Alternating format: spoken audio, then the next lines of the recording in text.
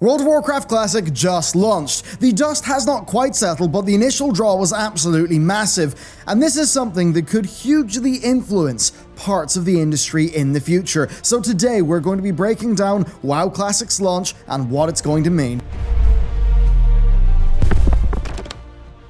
Hey everyone, and welcome to our post-launch analysis of World of Warcraft Classic. Now, there are super interesting topics to cover, so let's just get straight into it. World of Warcraft had almost 1 million concurrent viewers on Twitch over the Classic launch period. That's double Warcraft's previous peak, and it ended up resting at about 450 to 600,000 simultaneous viewers. And all of that while having combined login queues across all servers breaking 200,000, and that's just the people waiting to log into a server. That excludes the huge number of people who are actually playing the game. The top streamer, Asmongold, peaked just shy of 300,000 viewers, and for context, that is on par with most esports events, including the International 2019, which I expect cost a lot more money to put on than Asmongold flipping on his webcam. So, what lessons are Activision Blizzard and other publishers in the industry likely to take from this? Well, I think first we've got to cover the game itself. Modern WoW and Classic WoW, they're both MMORPGs, but their differences reveal how gaming in general has developed in the time since 2004.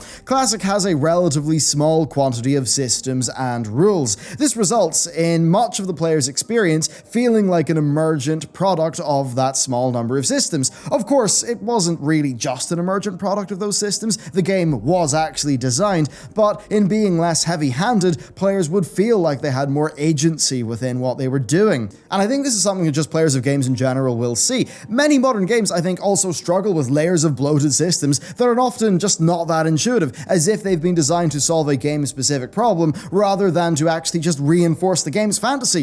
And look, we've all seen this before. RPG mechanics shoehorned into games that simply do not need them. And this impacts so many games, even things like the excellent God of War, which was bogged down by needless progression systems. But at its worst, you can see these needless and over-complex RPG-inspired systems be used for, live service-ifying games, seemingly only being there to drive player attention and provide an extrinsic goal that is not rooted in the core gameplay of the title. And really, that's the thing. Design-wise, WoW Classic couldn't be further from all that bad stuff. For the most part, it is what people remember of the good RPG mechanics. And I think its success does show us that those old ideas that respect the player's intelligence and really create just emergent interactions, that those games have their audience, and that this more modern usage of RPG-like mechanics across gaming is just not satisfying many people. Between Classic and old-school RuneScape doing super well, it just seems to me to be clear that there is a market for this. Certainly the stock market has responded well, with Activision Blizzard rising from $47.38 the day before Classic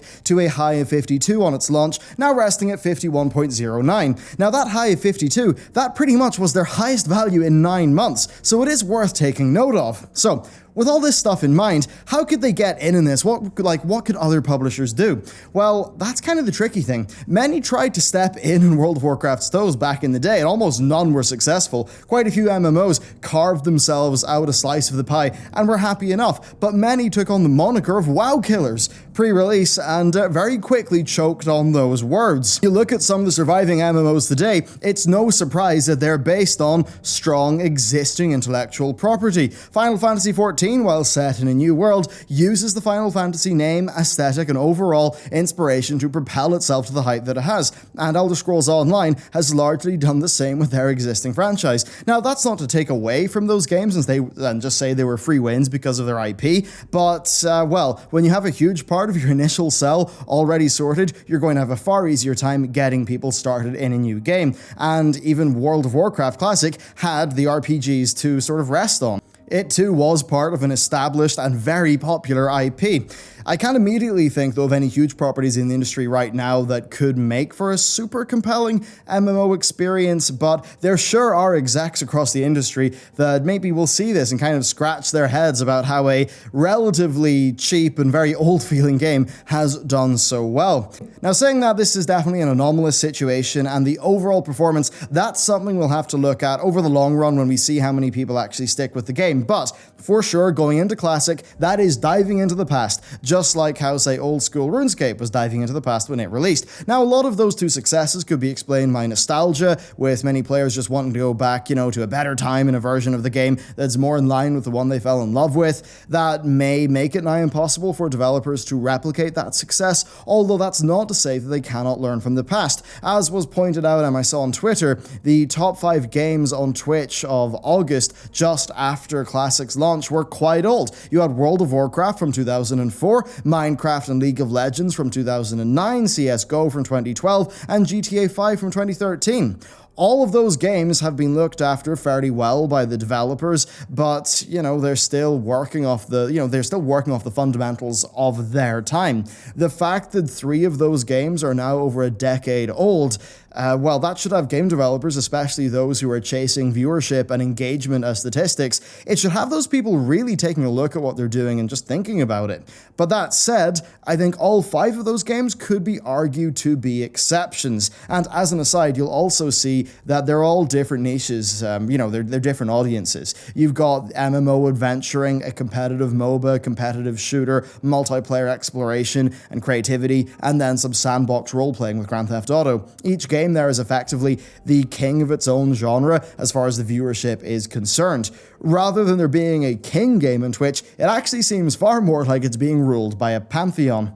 The past certainly is on the industry's radar, though, as we've been swamped by remasters and re-releases. However, it seems this is just selling old things again with surprisingly little thought being put into why they were loved in the first place. With the likes of Crash and Spyro, Activision Blizzard seem to talk about it as if it's entirely based off the intellectual property, as opposed to those games being well-designed and fun. And perhaps they're right, and, most of the sales come from name alone today. But when they initially sold as much as they did, and at the time didn't have an IP to fall back on, well, I think it is worth some re-examining there. Modern revivals seem to often miss the mark, whereas faithful remasters tend to do pretty well. Then one more aspect of this, and I think it's a very important one, is developers and publishers listening to their audiences.